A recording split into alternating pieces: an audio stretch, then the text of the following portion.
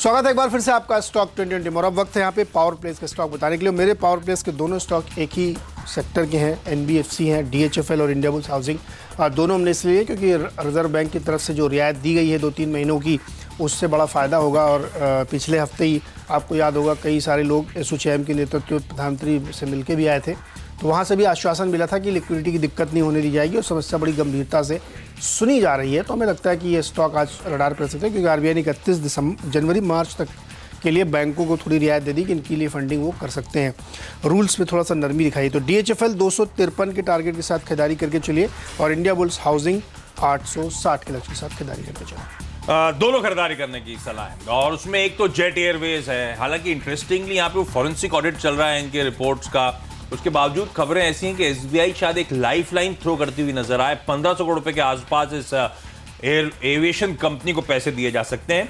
और इंटरेस्टिंगली जो एतिहाद एयरवेज है, जिसका जेट एयरवेज में 24% हिस्सा है, वो गारंटर के तौर पे सामने आएगा। तो जेट एयरवेज के लिए लाइफलाइन मिलना बहुत क्विटेंशियल है। जेट एयरवेज को इसलिए रडार पर रखें। पावर प्ले का दर्जा इसलिए दिया है क्योंकि ये हाई बीटा जोन वाले स्टॉक हैं, इसीलिए खरीदारी करने का मन है। तो 290 285 तक के टारगेट्स के लिए, 290 इवेंचुअली आज इंट्राडे के लिए आज से तो 285 तक के टारगेट्स के लिए यहां पे अप्रोच करने के मौके होंगे। एचडीआईएल, जब मैं छुट्टी पर था तब वो डेवलपमेंट प्लान में बदलाव जो हुए, एक तो वो पॉजिटिव है, कोस्टल एरिया के जो मुंबई में बदलाव हुए। दूसरा, इस कंपनी के बोर्ड ने 2 करोड़ वारंट जारी करने की मंजूरी दे दी है इस कंपनी के प्रमोटर सारंग वधावन साहब को। अब 31 रुपए 10 पैसे पे ये वारंट जारी होने, ध्यान रखें। और ये स्टॉक फ्राइडे की तेजी के बावजूद 25 के लेवल्स पे ट्रेड कर रहा है और तगड़ा इश्यूएंस है ये सारंग को।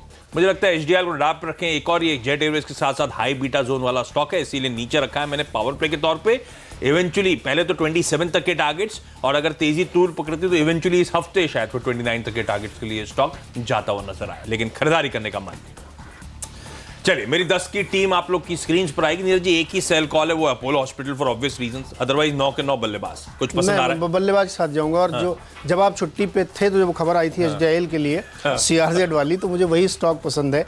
और वैसे भी रियल एस्टेट में अच्छी तेजी आगे बनती हुई दिखेगी आपको, तो एचडीआईएल में खरीदारी कर सकते हैं क्योंकि प्रमोटर अगर इतना 2 करोड़ शेयर ले रहे हैं तो ठीक ठाक लगता है मुझे। 29 के लक्ष्य जो आप दे रहे हैं ये इवेंचुअली हासिल जरूर होगा, तो खरीदारी कर सकते हैं। मेरी टीम में डालिए, बताइए इसमें कौन सा स्टॉक पसंद है?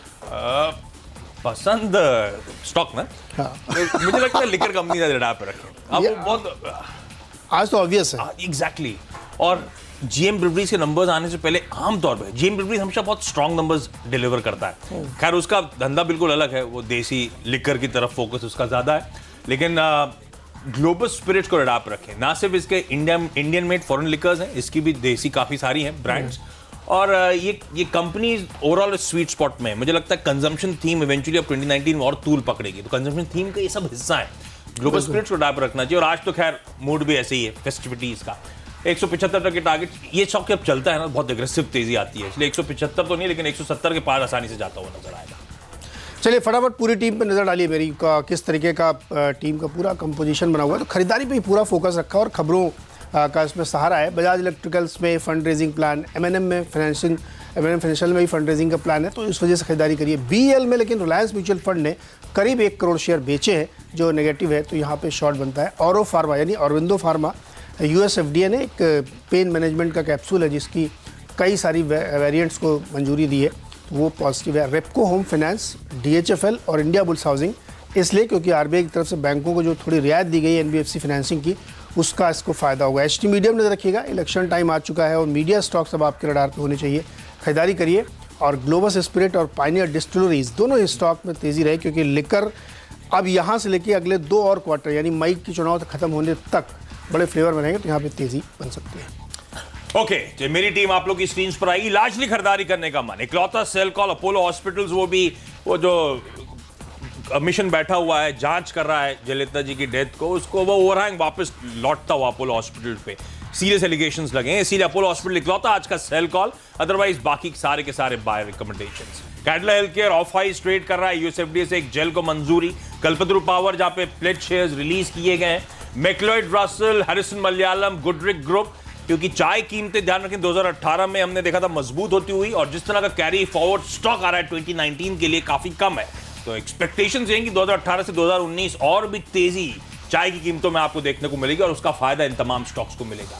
HEG एक बेहतरीन कंपनी, अच्छे खासे ऑफ हाइज 3600-3700 के लेवल्स पर ट्रेड करती हुई, ये वो लेवल्स हैं जहां पे स्टॉक में निबलिंग करनी चाहिए, यानी कि हल्की हल्की खरीदारी करके चलें, इसीलिए डिपेंडेबल का दर्जा। HSIL जहां पे प्रमोटर सोमानी साहब बड़ा एग्रेसिवली ओपन मार्केट से खरीदारी कर रहे हैं, 3.25 लाख शेयर्स खरीद डालें, रडार पर रखें।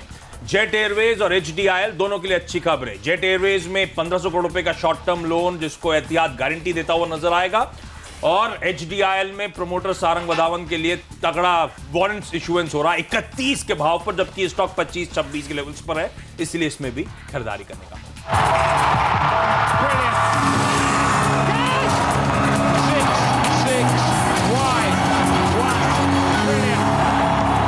तो बिल्कुल मुनाफे की तैयारी और साल का आखिरी कारो दिन वीरेंद्र और हर्षदा बिल्कुल तैयार है।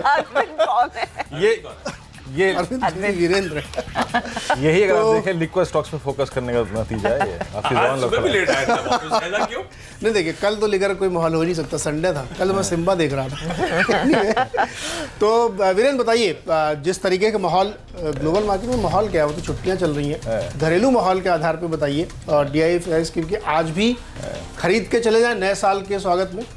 देखिए, दबदबा हमारा ही है, जैसे कि मैं सुबह बात कर रहा था, क्योंकि हम ही खुले हैं तो हमारा ही दबदबा रहेगा। और रही बात मुनाफे की तैयारी की, साल की आखिरी मुनाफे की तैयारी है, और लगता है स्क्रीन को देख के लगता है कि मुनाफा मिलेगा अगर दाव सही बैठा तो। और रही बात इस साल में क्या गुंजाइश रह गई, नीरज जी आपकी और आशीष की सुबह से बात सुन रहा था मैं, इतना प्रेरित हो गया मैं कि मैंने भी छुट्टी ले ही डाली। आपको मैंने एक लिस्ट दे दी, छुट्टी ले ली। मेरे पसीने छूटने लगे कि कल कौन आ रहा है ऑफिस। लेकिन ये माहौल बड़ा खुशनुमा है, और I think institutional figures DIs FIs के आंकड़े काफ़ी अच्छे खासे हैं। और रही बात डाउ फ्यूचर्स की, वो भी तेजी के संकेत दे रहे हैं। तो इन्हीं सब बातों के बीच में आइए शुरुआत करते हैं मुनाफे की तैयारी की अब तक की सुर्खियों से।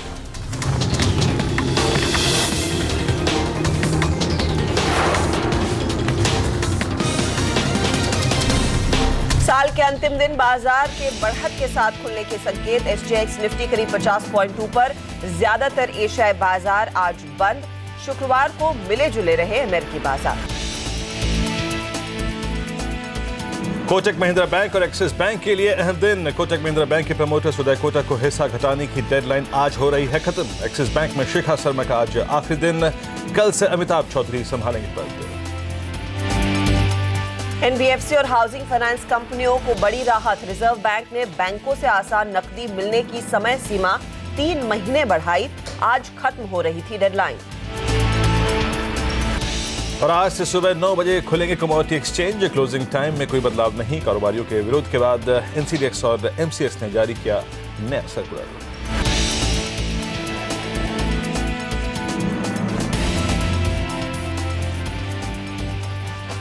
तो नमस्कार, मुनाफे की तैयारी में आप सभी का स्वागत है। मैं हूं हर्षदा, ऑफ कोर्स वीरेंद्र हमारे साथ हैं। आज का दिन कितना एक्शन पैक्ड रहेगा इसका कोई अंदाजा नहीं है, क्योंकि ग्लोबली संकेत बहुत ही ठंडे हैं। ऐसे में जो भी ट्रेड होना है भारत में ही होना है। 8 से 10 बजे तक ढेर सारे एक्सपर्ट्स हमारे साथ जुड़ेंगे।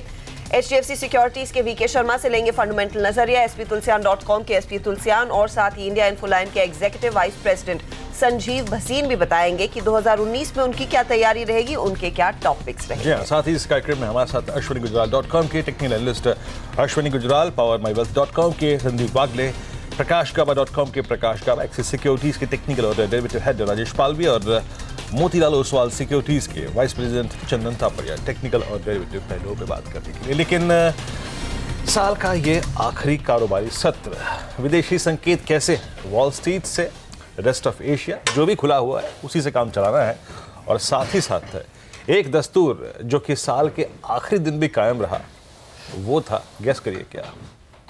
ट्रम्प साहब का ट्वीट। ट्रम्प साहब का ट्वीट मुझे लगा डोमेस्टिक इंस्टीट्यूशंस की खरीदारी।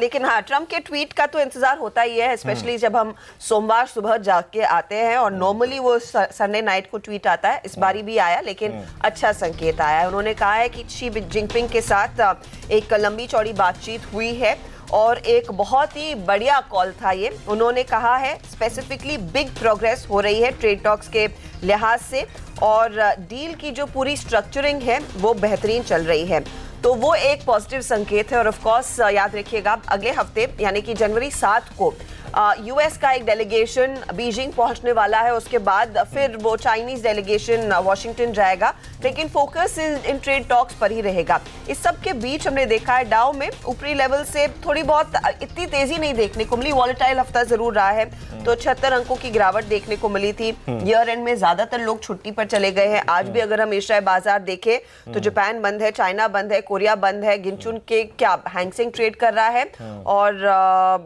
और कोई मार्केट रेलेवेंट है ही नहीं और हम ट्रेड कर रहे हैं। तो ठंडा ट्रेड रहेगा, लेकिन थोड़े से पॉजिटिव संकेत। और ऑफ कोर्स कच्चा तेल हमारे लिए जो $55 के नीचे ट्रेड कर रहा है वो भी ठीक ही है, $53 के लेवल्स पर आए हैं हम। चलिए, तो आज एकला चलो रे हैं जी, पूरी तरह आज और कल भी अगर आप देखें। और याद रखिए, ये ट्रम्प साहब का जो ट्वीट है ना, ये बड़े एक कह सकते हैं कि शानदार समय अगर आप देखें, इसकी टाइमिंग बहुत अच्छी है। जैसे कि हम लास्ट वीक डिस्कस कर रहे थे कि यूएस में स्टेबिलिटी लौटनी ज़रूरी है उस क्रिटिकल लेवल से। आई थिंक ये बातचीत का दौर शायद उस स्टेबिलिटी में अगर आप देखें एक अहम भूमिका निभाएगा। तो अब आज के संकेत कैसे हैं हर्षदा ने? जैसे कि अगर आप देखिए, कहा कि वॉल स्ट्रीट से संकेत अच्छे हैं, ठहराव लौटा है वहाँ पर, और ये जो डायलॉग्स प्रोसेस है ना, ये जो बातचीत है, ये जो आगे बढ़ रही है, ये कहीं ना कहीं माहौल को और खुशनुमा और अगर आप देखें स्टेबल बनाएगी। ग्लोबल संकेत न्यूट्रल, आज मैं न्यूट्रल ट्रैजेक्टरी में रखूंगा यहाँ पर, क्योंकि वॉल स्ट्रीट से तो साधारण संकेत थे, लेकिन उनका ट्वीट और साथ ही साथ SGX निफ्टी इस वक्त माहौल को और हैंगसेंग माहौल को अच्छा बना रहा है। FIs के आंकड़े गुड रखूंगा। आप कहेंगे भाई कैश में बिकवाली है, लेकिन उनके वायदा कारोबार के आंकड़े बेहद शानदार है। DIs गुड, क्योंकि बहुत दिनों के बाद DIs ने अगर आप देखें जमकर खरीदारी करी है। और टेक्निकल और FNO से प्लीज माफ कीजिएगा इसके लिए, ये शानदार है। प्लीज प्लीज प्लीज अगर आप देखें इसके लिए माफ कीजिएगा। आज के दिन अगर इसे बैट कर देंगे तो फिर अच्छा गड़बड़ हो जाएगी। और चलिए अब बात करते हैं FIs के आंकड़ों की। 119 करोड़ रुपए की उनकी सेलिंग थी। DIs की इसके उलट लगभग 1200 करोड़ रुपए की बाइंग थी। नेट जो बाजार में कैश था वो करीब था 1080 करोड़ का, यानी बाजार को कैश चेज कर रहा था। अब आइए आप सबसे इंपॉर्टेंट एलिमेंट पे। 4347 करोड़ रुपए की FIs की बाइंग है वायदा कारोबार में। आइए segment wise. Index futures Nifty 632 crore की बाइंग। याद रखिए लॉन्ग हुई 6249, शॉर्ट कवर करी 1163 कॉन्ट्रैक्ट्स। ये जब मैं बोलता हूं ना, ये कॉन्ट्रैक्ट्स होते हैं, यानी उनका रुझान निफ्टी पर, बैंक निफ्टी पर तेजी का था। लॉन्ग क्रिएट किया, अगर 10 सौदे थे तो 10 में से अगर आप देखें तो 80 लॉन्ग के थे और 20 शॉर्ट कवर के थे। ऑप्शंस के आंकड़ों में सबसे ज्यादा 2595 करोड़ की, फिर आइए फिगर से प्लीज, 2595 करोड़ की buying. Call long 14262, 15000 call long करी है और लॉन्ग पुट करी है करीब 28502। यानी क्या? तेजी इंडेक्स पर, स्टॉक फ्यूचर्स पे तेजी, और अपने आप को हेज भी किया पुट लॉन्ग करके। और स्टॉक फ्यूचर्स में करीब 824 करोड़ की बाइंग। याद रखिए स्टॉक फ्यूचर्स में भी उन्होंने वही किया जो उन्होंने इंडेक्स पे किया। 12432 लॉन्ग कॉन्ट्रैक्ट्स और शॉर्ट कवर 3520। यानी FIs के आंकड़े और DIs के आंकड़े अगर आप देखें एक अच्छा माहौल, और स्पेशली हर्षदा 11000 के नजदीक ये कॉन्फिडेंस आना एक अच्छी बात है। अब आइए आप ऑप्शंस के आंकड़ों पे। आज ऑप्शंस के आंकड़े बहुत महत्वपूर्ण हैं, बता रहा हूँ। जरा प्लीज पहले ऑप्शंस के आंकड़ों पे आइए, फिर बाद में इस पे आएंगे।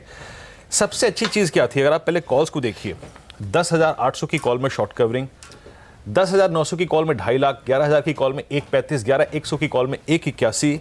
लेकिन सबसे बड़ी बात यह थी कि अब एक तो ये कॉल में एडिशन काफी अच्छा खासा हुआ, याद रखिए, लेकिन अब दिसंबर की तुलना में एक चीज जो डिफरेंट है हर्षदा, वो ये थी कि पहले 11,000 की कॉल का OI सबसे ज्यादा था और ये OI अब उठ के आ गया है 11,200 की कॉल पे। तो वो जो बास्केट था, जो चैनल थी 10,500 और 11,000 की, जो मैं पहले दिन आपसे डिस्कस कर रहा था शुक्रवार की मॉर्निंग को, अब वो हो गई है 10,500 और 11,200। नीचे अगर आप देखें पुट राइटिंग कहां पे काफी स्ट्रांग हुई। पुट राइटिंग अगर आप देखें 10,800 पे, 10,900 पे और इवन 10,700 पे अगर आप देखें लॉन्ग पुट्स घटी। याद रखिए एज पर द ऑप्शंस और as per the technical charts अगर आप देखें तो सबसे महत्वपूर्ण बेस रहेगा 10,840 का, 10,840, 870। तो अभी आप रणनीति ये रखिए, जो हम लॉन्ग की अप्रोच लेके चल रहे हैं ना, और जो लॉन्ग हमने लास्ट वीकेंड से अगर आप देखें कैरी करे, होल्ड रखिए। पहली चीज जिसको हमें स्ट्राइक करना है वो है हर्षदा 10,967। हम शुक्रवार को क्या टारगेट लेके चल रहे थे?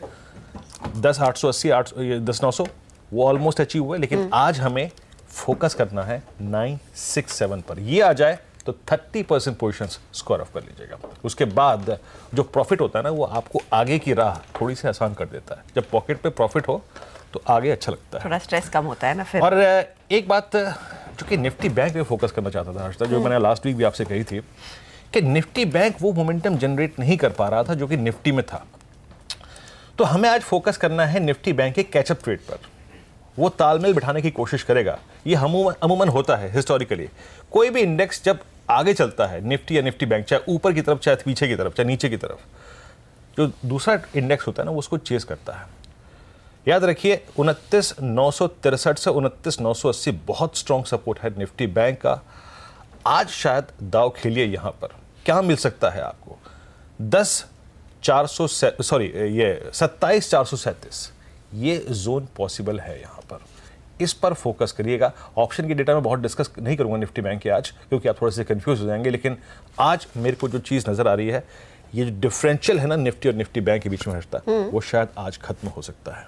ओके, तो दोनों एक साथ चलेंगे और बड़ी तेजी की तरफ बढ़ेंगे या फिर मेरे ख्याल से अटकेंगे? देखिए एक्चुअली क्या है ना, अभी ऑप्शन राइटर्स ने आज एक चीज है, मुझे जो मैं आज कैचअप ट्रेड पे क्यों फोकस कर रहा हूँ, अगर ये 27,400 या फिर 27,500 के ऊपर नहीं निकलना होता ना इसको, तो बहुत ज्यादा कॉल राइटर्स हावी होते हैं 27,500 27,400 की रेंज में, वो विजिबल नहीं थे। ठीक है, इसीलिए मैं फोकस कर रहा हूँ आज निफ्टी बैंक के कैचअप रेट पर। बाकी अगर आप देखें निफ्टी पे आपके पास प्रॉफिट पड़ा हुआ है, आपके पास हिम्मत है उसको होल्ड करने की, तो रखिए उसे आज। हाँ, 30% 967 पे जरूर बुक करना है।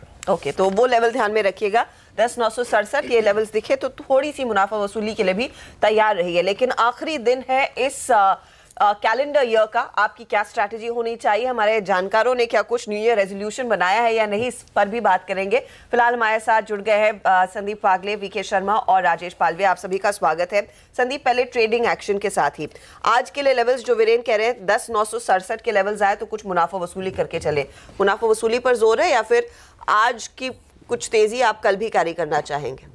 Good morning Harshada, good morning Viren. I think Viren से सहमत हूँ मैं। मेरे 10,800 10,980 के टारगेट है, तो एक 21 पॉइंट का फर्क है। ये माहौल में थोड़ी सी मुनाफा वसूली करना भी चाहिए। इसका मतलब ये नहीं कि ट्रेंड चेंज हो गया, ट्रेंड अभी भी पॉजिटिव है।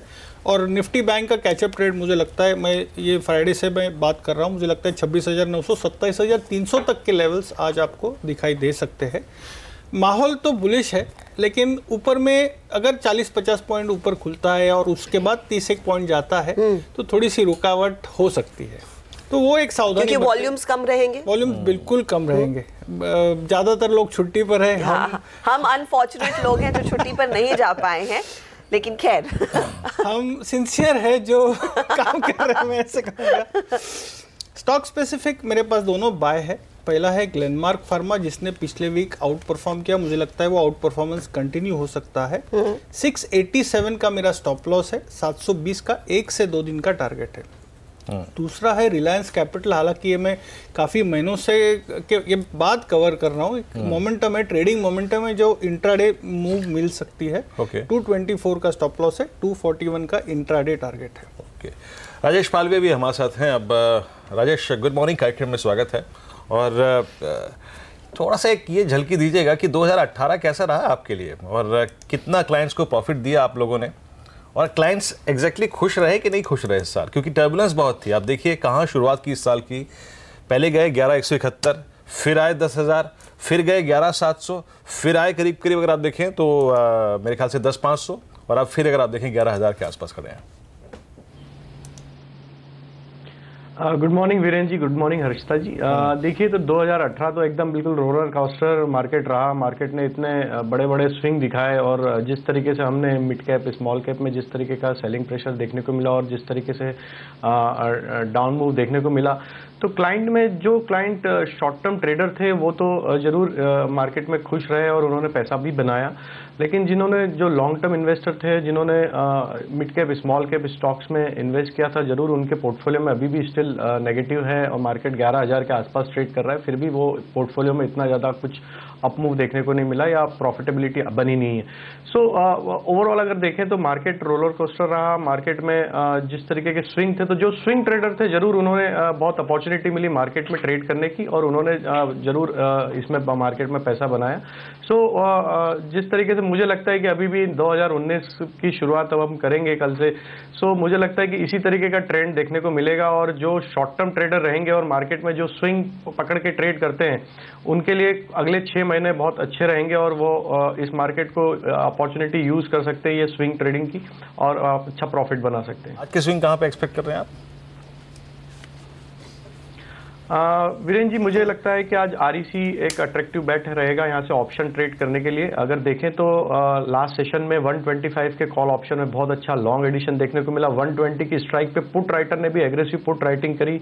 स्टॉक ने एक राउंडिंग बॉटम बनाया और एक ब्रेकआउट के नजदीक ट्रेड कर रहा है। तो मुझे लगता है आरईसी एक यहाँ से एक बहुत अच्छा बेट रहेगा लॉन्ग साइड के लिए। तो 125 का कॉल ऑप्शन बाय करना चाहिए। ₹3.15 के आसपास ट्रेड कर रहा है। स्टॉप लॉस की बात करें तो ₹1.5 का स्टॉप लॉस रख के मुझे लगता है 6 से 7 रुपए का टारगेट हमें आरईसी में देखने को मिल सकता है। और दूसरा जो स्टॉक है वो मुझे बैंकिंग सेक्टर से अच्छा लग रहा है और वो है यूनियन बैंक। तो यूनियन बैंक में देखें तो एक इसमें नियर टर्म चार्ट पे ब्रेकआउट देखने को मिला है। 90 के कॉल ऑप्शन में लॉन्ग एडिशन देखने को मिला है और पुट राइटर ने 80 और 85 के पुट राइटिंग स्टार्ट कर दिए। तो मुझे लगता है कि अब इसमें एक बेस फॉर्मेशन हुआ। स्टॉक यहाँ से 90 से 95 के जोन में यहाँ से मूव होना चाहिए। सो 90 का कॉल ऑप्शन ₹2.80 के आसपास ट्रेड कर रहा है, वो बाय करना चाहिए। ₹1.50 इसका भी स्टॉप लॉस होगा और ₹5 से ₹6 मुझे लगता है इसके टारगेट हमें देखने को मिल सकते हैं। ओके, तो आरईसी और यूनियन बैंक के वो ट्रेड्स रहेंगे जिस पर फोकस किया जाए। VK Sharma ji, good morning.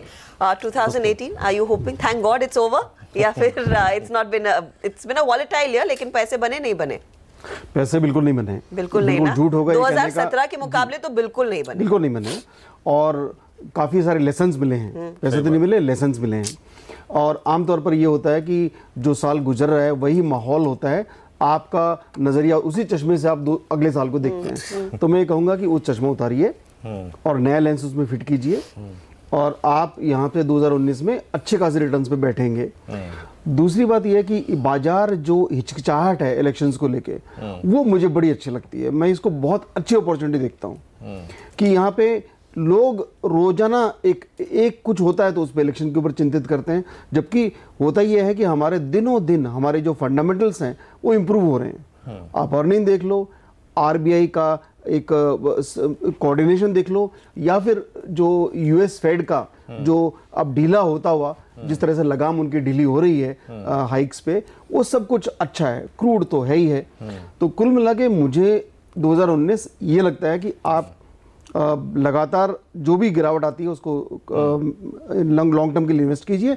Obviously short term में आपको जो ट्रेडर है उनको ऑब्वियसली स्टॉप लॉस के साथ अपना जो प्रॉफिट आ जाए उसको जाने देना नहीं चाहिए। ट्रेडर्स के लिए, इन्वेस्टमेंट्स के लिए तो बहुत अच्छी बात है। तो ये क्या हर्षदा ने जो शुरू में बात कही, आज जब यूएस मार्केट के बारे में समझा रही थी, जो ट्रंप साहब का जो ट्वीट के बारे में जिक्र किया, 2018 में अगर किसी आदमी ने सबसे ज़्यादा इक्विटी मार्केट को परेशान किया वो ट्रंप थे। ये रिसर्च एनालिस्ट के अगर आप देखें जो उनके सेल्स नोट थे उनके नीचे लिखा होता था subject to the tweet of Donald Trump. अभी जो ट्रंप वाली बात हर्षदा ने रखी यहाँ पे, उनका ट्वीट नई अगर आप देखें जो एग्जैक्टली एक शुरुआत की उन्होंने बात की है, उससे कोई फर्क पड़ेगा? अभी रिलीफ मिलेगा? नहीं, ऐसा है कि ये एक उनका ट्वीट शनिवार को आया था और ये जो ट्वीट है ये अच्छी बात है, पॉजिटिव डेवलपमेंट है। लेकिन जिस तरह का ऑप्टिमिज्म उन्होंने दिखाया है, उसके बाद में चीन का जो स्टेटमेंट आया उनके बाद, उसके अंदर उन्होंने बात तो की आगे की, लेकिन कोई मसौदा नहीं बताया कि क्या स्टेप्स उठाएंगे। तो उससे ऐसा लगता है कि वो शायद बहक गए और उन्होंने कुछ ज्यादा बोल दिया है। अब शायद उतना चीन की तरफ से जब तक उस तरह का मसौदा नहीं आता कि क्या स्टेप्स ले रहे हैं, तब तक बाजार इसको बहुत बड़ी दृष्टि से नहीं देखेगा। लेकिन हमारे लिए तो अच्छी शुरुआत है, हमारे लिए तो बड़ी अच्छी बात है। तो ऐसी स्थिति में आपको क्या लग रहा है, जो इमर्जिंग मार्केट्स में इतना पैसा नहीं लगा, स्पेशली इंडिया में एफआईआईएस का पार्टिसिपेशन थोड़ा सा लिमिटेड था, थोड़ा सा नहीं काफी लिमिटेड था, वो 2019 में फ्रंट फुट पर आएंगे, खरीदारी करेंगे? क्योंकि पिछले हफ्ते हमने बहुत बढ़िया आंकड़े देखे हैं, तो वो क्या फ्लोज आना शुरू होंगे? आप अगर मेरा पूरा रिव्यू देखें कभी भी, जो मैंने बोला इस साल में कि FIIs don't matter for our markets. हमारा डोमेस्टिक इन्वेस्टर जाग चुका है, उसका पैसा लगातार आ रहा है और ये पहला मौका है, इसको बात को हैमर करता हूं दोबारा, कि एफआईआईएस की लगातार नेट सेलिंग के बाद हमने 2 बार इस साल नया हाई बनाया। इससे ज्यादा और क्या स्टेटमेंट चाहिए आपको? अब जबकि हमारे फंडामेंटल सुधर रहे हैं, एफआईआईएस को झक मार के आना पड़ेगा और आने वाले साल के अंदर emerging markets will do better than the global markets. और हमने तो जब ये बाकी इमर्जिंग मार्केट ने अच्छा नहीं किया है तो भी हमने तो बहुत अच्छा किया है ना अमेरिका के मुकाबले। You have done better. वाक़ई साहब एक बताइए, आपके 2 ट्रेड्स तो खैर मैंने सुन लिए, ग्लेनमार्क फार्मा और आर कैप। आज थोड़ा सा मैं एक सब्जेक्ट पे फोकस करना चाहूँगा, एक सेक्टर पे फोकस करना चाहूँगा, जिस पर अगर आप देखें हम स्टॉक्स न्यूज़ पे बात भी करेंगे। NBFCs, इसके चार्ट्स में जा रहा था मैं कल, अगर वाइब्रेंट कोई स्पेस मेरे को चार्ट्स की स्कैनिंग में नजर आया वो था NBFCs। इस पर आपका कोई टेक है? आउट परफॉर्मेंस तो है पिछले लगभग 3 या 4 हफ्तों से, और मैं कंसिस्टेंटली एक स्टॉक का नाम शायद मैंने पिछले 2-3 हफ्तों में 3 बार लिया होगा, वो है LIC हाउसिंग फाइनेंस। अभी भी मुझे वो स्टॉक अच्छा लगता है, तो यस मैं ये सेक्टर पे पॉजिटिव हूँ। स्टॉक का अगर मेंशन करना है तो LIC की बात करूंगा। मुझे लगता है ये एक्सपायरी में जैन में लगभग एक 10-12% की मूव आ सकती है। 530-540 के टारगेट जा सकते हैं। करंट क्लोज 489 है, 460 का आपको स्टॉप लॉस लेना चाहिए। कोई भी हल्की सी गिरावट आती है nearer 460 rather with a stop loss of 460 आपको बाय करके चलना चाहिए। Okay, in fact I am glad आपने कहा LIC का आपने सबसे ज्यादा जिक्र किया है। LIC का सबसे ज्यादा जिक्र मैंने भी किया है, and I thought I was sounding repetitive, लेकिन एक्शन है और यहाँ पर पूरा माहौल बन गया है तेजी का। इनफैक्ट स्टॉक्स इन न्यूज में आज NBFCs हाउसिंग फाइनेंस कंपनियां रेडार पर रहेंगी। क्यों और दूसरे कौन से स्टॉक्स है जो फोकस में रहेंगे? नीरज हमारे साथ है तमाम डिटेल्स के साथ। नीरज,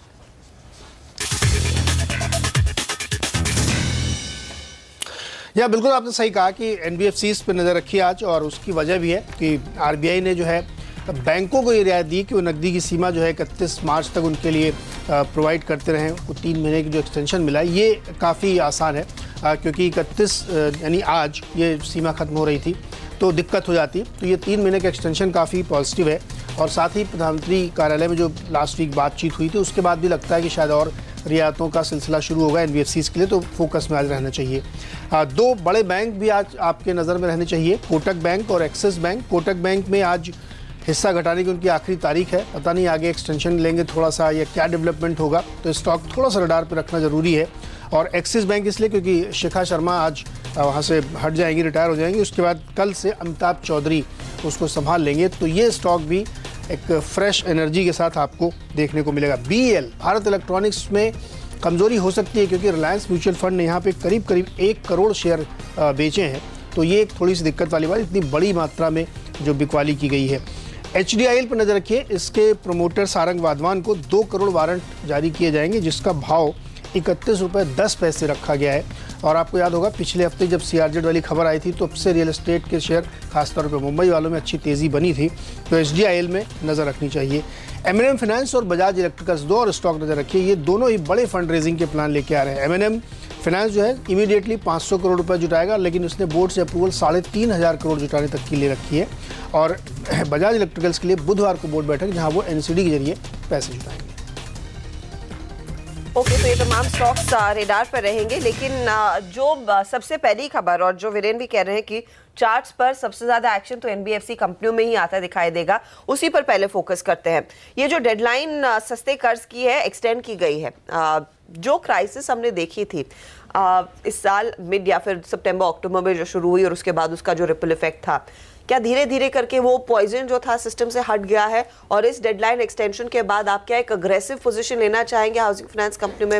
विनोद जी, मैं हाउसिंग फाइनेंस कंपनीज में कम, और मैं जो दूसरी जो फाइनेंस कंपनीज हैं उनकी तरफ ज़्यादा ध्यान देना चाहूँगा, खासकर जो बजाज फाइनेंस जैसी कंपनियां हैं। ठीक है, ऑब्वियसली ट्रेडिंग की दृष्टि से उसमें फंडामेंटल अभी बाय फिलहाल नहीं है, इसलिए मैं टेक्निकल बोल रहा हूँ, लेकिन उस पर मैं ज़्यादा कॉन्फिडेंट हूँ। एक बात, दूसरा ये जो माहौल है वर्स्ट चला गया है, निकल चुका है, अब यहाँ से वापस चिंता करने की आवश्यकता नहीं है। तो मैं समझता हूँ कि यहाँ से गाड़ी ऊपर ही चलेगी, पीछे नहीं है। कोई एक पिक बजाज फाइनेंस आपने कहा, उसके लिए टेक्निकल पिक है, उसको स्टडी कर, उसको आप कॉल के जरिए ले सकते हैं। ठीक है। इनफैक्ट राजेश, बजाज फाइनेंस में क्योंकि हमने देखा इंटरेस्ट बीते हफ्ते भी काफी था, इस पर कोई आपकी स्ट्रैटेजी है क्या? देखिए, अगर बजाज फाइनेंस में जिस तरीके का मूव देखा है, मुझे लगता है कि स्टॉक में मोमेंटम तो कंटिन्यू रहना चाहिए। अभी कंसोलिडेशन के रेंज के बाहर निकल रहा है, मुझे लग रहा है 2650 का अगर ब्रेकआउट हो जाता है तो जरूर हम इसमें 2700 का कॉल लॉन्ग करके इसमें लॉन्ग पोजीशन रख सकते हैं इस मंथ के लिए। सो 2650 के ब्रेकआउट के बाद ऑलमोस्ट ब्रेकआउट के नजदीक ही है, तो मुझे लगता है कि अगर आज के सेशन में 2650 के ऊपर क्रॉस होता है तो 2700 को कॉल लॉन्ग करके पोजीशन होल्ड की जा सकती है। स्टॉप लॉस की बात करें तो 2600 का स्टॉप लॉस रखना चाहिए, और मुझे लगता है कि जिस तरीके से इसमें पैटर्न बन के आ रहा है, ये स्टॉक यहाँ से 2700-2750 के टारगेट बहुत जल्दी दिखा सकता है। तो 2700 का कॉल लॉन्ग किया जा सकता है। और साथ में बजाज फाइनेंशियल सर्विसेज भी अट्रैक्टिव लग रहा है, ये स्टॉक में भी बाय पोजीशन बनाई जा सकती है। मुझे लगता है बहुत जल्दी 7,000-7,200 तक के टारगेट हमें इसमें शॉर्ट टर्म में देखने को मिल सकते हैं। सो करंट लेवल से बजाज सर्व भी बाय किया जा सकता है, 6500 के आसपास ट्रेड कर रहा है। स्टॉप लॉस मुझे लगता है 6350 का स्टॉप लॉस अडॉप्ट करके 7,000 से 7,200 के टारगेट इसमें भी देखने को मिल सकते हैं। जी हाँ, बजाज फाइनेंस के बारे में मैं बोलना चाहूँगा कि एग्जैक्टली जो कॉल का जिक्र राजेश कर रहे हैं 2700 की, हमने ऑप्शन की पाठशाला में शुक्रवार को इसकी 2750 की कॉल पे फोकस किया था। याद रखिए, तमाम आंकड़ों को समझने के बाद, उस पर फोकस करने के बाद 48 रुपये पे अगर आप देखिए हमने दाव खेला था ये, और 53 पे। और याद रखिए अगर ये 26-50 का ब्रेकआउट आया तो ये 150-200 पॉइंट का कम से कम स्विंग देगा। 18